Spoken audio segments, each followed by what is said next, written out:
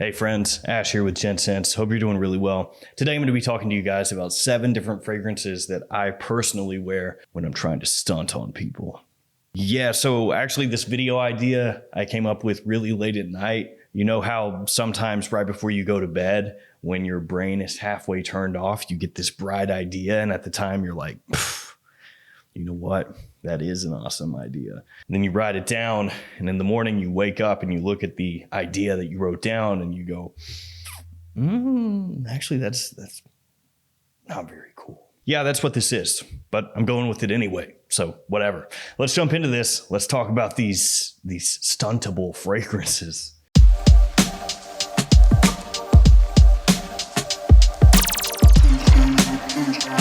I don't really know that you can stunt that hard on people with a fragrance. I mean, the vast majority of people, 99.9% of the population, is not going to be able to tell what you're wearing just by the scent. They're not going to smell it and be like, hey, is that XYZ? Well, yes, it is. They'll just go, hey, you smell good or bad, or I don't even care. I'm going to start things off with this one, Angel's Share by Kilian. Or if you've ever tried to type this in on your phone in a message to somebody, Angles Share. Because according to Apple iPhone, apparently an Angel's Share is not a thing, but an Angles Share is. This one is boozy and sweet, great compliment puller. It's got a little bit of a similarity to Ombre Narguilé from Hermes or even Wajan by Parfums de Marly. Interestingly, some people find this similar to Baccarat Rouge 540 by Maison Francis Kurkdjian, which doesn't really smell very much like the last 2 fragrances I just mentioned. So I'm just throwing that out there. Some people find this similar to BR 540. I don't personally. It is a killer fragrance for fall and winter. Absolutely love the bottle as well, made to look like a little whiskey or brandy glass. The box itself, super cheap, but the bottle looks great. And all things considered, as far as niche fragrances go, the price on this one, not that bad. So Angel's Share kicking this one off. And some of these are designers, some are niche. So I just got kind of a mixture here. Now this next one, I'm gonna have to take the L on. Just a big L right here. If you could just put that L and just right on my forehead. It is Dior Homme 2020. So why do I take the L on this one? Because when this first came out, I hated it. Did not like it. Frankly, I was angry about it. And it's because they took Dior Homme, which is a fragrance that I love and have loved since I first smelled it, and basically completely did away with everything that makes Dior Homme Dior Homme, and they replaced it with this. Now, obviously, the original Dior Homme was not moving enough bottles, according to Christian Dior. They wanted something that would move more bottles because it's all about the Benjamins. So then they came out with this Dior Homme 2020. It makes heavy use of cashmere and isoe super. It's got some fresh spice in there, a little touch of citrus. Essentially, it's an extremely modern, masculine, woodsy scent. It's made to be worn basically anywhere, anytime, and to be a big compliment puller. And I didn't like that. Wait a second. You mean you're getting rid of the iris that I like, and you're giving me something you can wear anywhere? I will not stand for that. Essentially, that was me.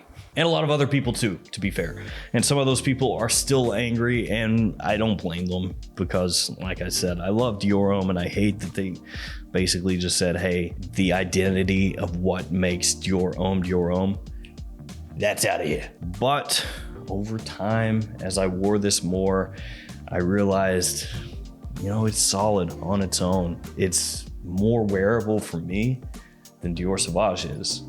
And I don't mean that as a diss on Dior Sauvage. I'm just saying this is a little bit smoother, less aggressive, less potentially off-putting. It's easier to overspray Dior Sauvage than it is Dior Homme 2020. Because there have been a couple times I've sprayed a couple times too many, a couple times, yeah, Dior Sauvage going into the office.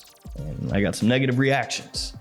But with Dior Homme, I've not had that happen. Dior Homme 2020. It's super classy, it's versatile. If you're looking for positive feedback, whether somewhere in a casual situation or the office or even somewhere formally, that'll do it for you. Next up, let's go with this bad boy, Tom Ford Tuscan leather. There are a bunch of fragrances out there that smell like Tuscan leather or inspired by Tuscan leather, but for me, they're still just the OG Tuscan leather, and most times that's what I'm going to reach for. Now, those inspired by fragrances or clone fragrances, they can be fantastic in their own right. I mean, most of them do smell really, really, really good. It's just, I always keep going back to this one. Raspberry and leather are gonna be the main things that people talk about here. So you get that sweetness off the top, that raspberry giving you a nice fruity contrast to the deeper leather as the fragrance dries down. Killer evening fragrance, great casually or formally. Once again, good date night fragrance as well, though it's something I'd probably wear on a date with somebody that I've already been on previous dates with. Maybe not a great first date fragrance, but really, I don't know that you need to dive that deep into fragrances. No, this one's good for a second date, maybe third, not fourth. Wouldn't do it on a first, fifth, possibly. I think at that point, I think we've gone too far down the rabbit hole. It's got a good pop to it, good oomph, good performance. Love the fragrance. Tuscan leather is one of the most important Tom Ford private blends in my collection for me personally. The two that really got me heavily into the private blend were Tuscan leather and tobacco vanille, so those two for me are always kind of joined at the hip. Go from one leather type fragrance to another.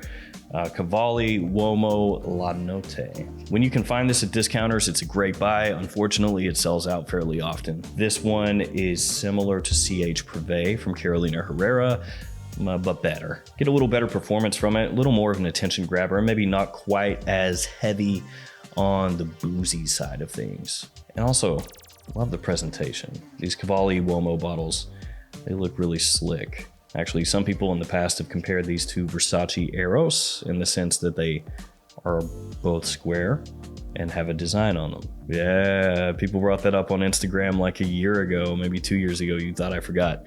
I didn't. This one's gonna be more of a date night fragrance or a night out fragrance, not one that you want to wear when you're looking for something beast mode that's gonna choke people senseless and force them to acknowledge your fragrance, whether they like to or not.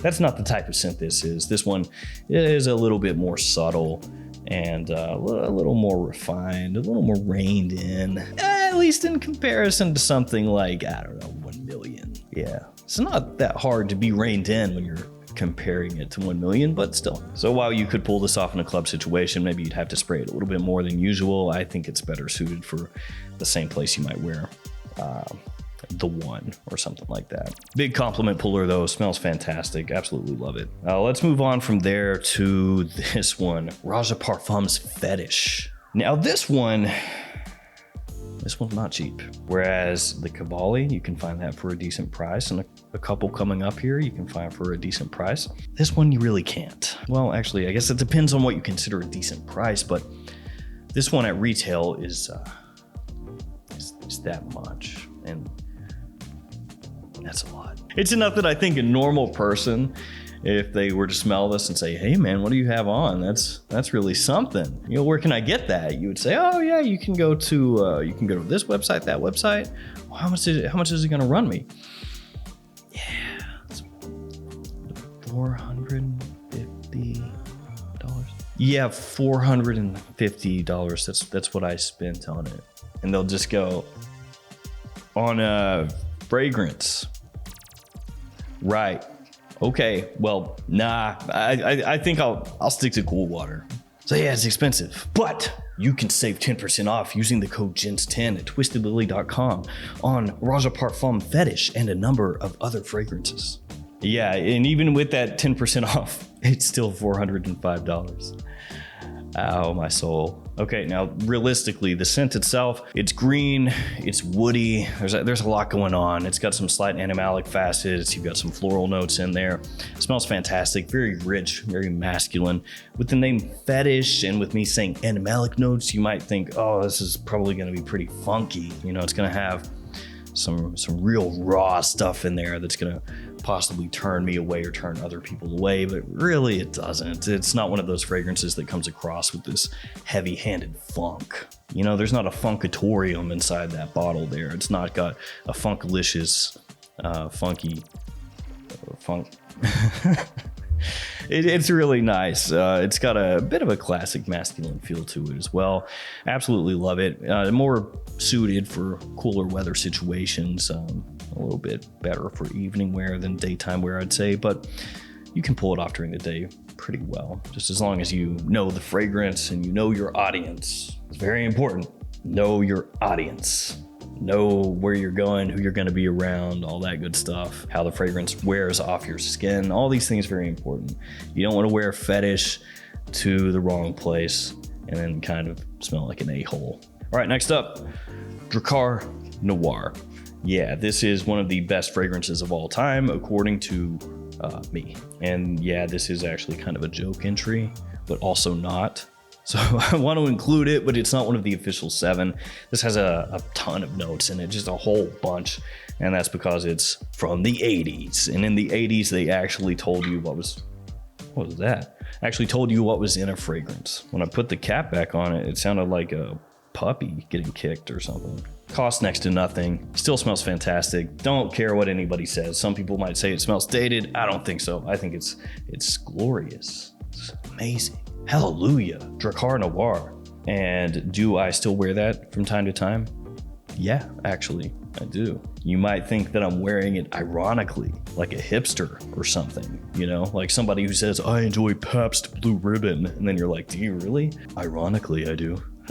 First off, that's not cool. Second off, I wear it unironically. I enjoy it unironically. Might walk by somebody and they go, are you wearing Drakkar? Yes, I am. Why do you ask? Because it's the greatest fragrance of all time, and I wanted to know if you knew that. Of course I know. Does that happen? No. Should that happen? Yes. Let's go with one of the actual entries. Guerlain Homme, well, now it's called Eau de Parfum, used to be Intense, which is what this is. They changed the bottle design to simplify things. The Guerlain Homme line used to come in bottles that look like this, whether, you know, this size or smaller. They came in the same shape and style with the cap and atomizer and everything. Then they made it into these bottles. That way it could be the same as most of the fragrances that they make for men. Makes things cheaper, but not quite as special. This one's got a nice boozy touch to it. It's got kind of a mojito vibe. Mojito. There's also rum in here. There's mint, there's citrus, some woods in here as it dries down. Smells great. And I go with this one because the performance is a little bit better. The original Guerlain Homme, it smells fantastic as well. It's just, it doesn't last that long off my skin. That one, fantastic from spring through to fall. You can wear it during the day, you can wear it during the evening, casually to the office. It's a compliment puller, and frankly, it's a bit overlooked. There was a time back in the past where that one got a little bit of hype. People talked about it and said, you know, this is solid. Doesn't cost all that much. It's from Guerlain. It's got this nice boozy touch, but it's still fresh, a little bit of sweetness in there. Great scent. And then over time, people just kind of forgot about it. You know, it lost its luster a little bit. So nowadays, it's one of those scents that flies under the radar, but it really shouldn't. All right, last one, Aqua di Gio Profondo. Yeah, just Aqua di Gio. Now I know what you're thinking. How can you wear Aqua di Gio to stunt on somebody? Well, first off, like I explained at the beginning of the video, I was half asleep when I came up with the idea for this. I don't think I've ever worn a fragrance thinking, I'm gonna stunt on these people. I'm gonna stunt on you so hard at Applebee's. But in thinking about this list, I was thinking about fragrances that I like to wear that I know are good compliment pullers, attention grabbers, the type of fragrance that probably will garner attention from somebody, assuming I'm going out somewhere. That's the idea. So anyway, Profondo. It is one of my best attention grabbing fragrances that I've bought over the past couple of years as far as pulling positive attention with regularity. Yeah, I know it's Aqua di Gio at the end of the day. It's taking that original DNA and giving it a twist. I mean, whoa, big surprise, you know, how unique. We've never seen that before. That was sarcasm. But it does it really well. It's got that likability, versatility, compliment factor of the original, made more modern, given a nice little green twist, maybe a little sprinkle of herbs through there. That sounds like we're making a soup or something, but Aqua di Gio Profondo works so well. My wife loves it. My wife's friends love it. My friends' girlfriends love it. Everybody loves it. So while it's not the sexiest fragrance in terms of, hey, this is an under the radar fragrance that nobody knows about, it's definitely not that. Everyone knows about Aqua di Gio. It just works. And for the record, I don't hate Aqua di Gio Profumo. I think it's solid. It's just Profondo works better for me. So there we go. some fragrances to stunt on the haters with. If the haters are coming around, I'm gonna stunt on them with Angles Share or Drakkar Noir. Yeah, take that, haters. All right, guys, that's gonna do it for me. Let me know in the comments some fragrances that you like to wear when you're going out somewhere, and maybe you want to get a little attention here or there. All right, stay safe out there. See you tomorrow with another fragrance video. See you later.